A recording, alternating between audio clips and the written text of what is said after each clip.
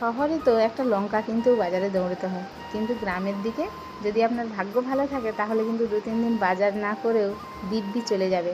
আর প্রকৃতি কীভাবে আমাদের আপন করে নিয়েছে সেটাই আজকে দেখাবো। এই যে দেখুন আমাদের বাড়ির পেঁপে গাছ কত লম্বা আর কত সুন্দর, দেখুন কত পেঁপে হয়ে আছে। আর এই যে নারকেল গাছ, কত নারকেল হয়ে আছে। আচ্ছা, কারা কারা নারকেল খেতে ভালোবাসো কমেন্ট করে জানিও, আর কোথা থেকে দেখছো ভিডিওটা জানিও, তবেই তো আমি নারকেলটা পাঠাতে পারবো।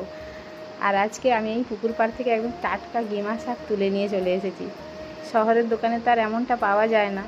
আজ এই গিমা শাক আর ছোট আলু দিয়ে ভাজা করব। কী যে স্বাদ হয় সেটা বললে বোঝানো যাবে না। আর এই শাকটা খেতে একটু তেতো তেতো হয়, আর এই গরমে না টক আর তেতো ছাড়া কিছুই ভালো লাগছে না।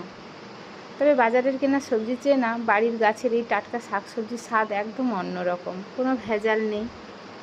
শহর হোক বা গ্রাম, প্রকৃতির এই টাটকা সবজির কিন্তু স্বাদ অতুলনীয়। আপনাদের মধ্যে কে কে এই গিমা শাক খেতে ভালোবাসো কমেন্ট করে জানিও। সবাই খুব ভালো থাকবেন, দেখা হচ্ছে পরের ভিডিওতে। টাটা।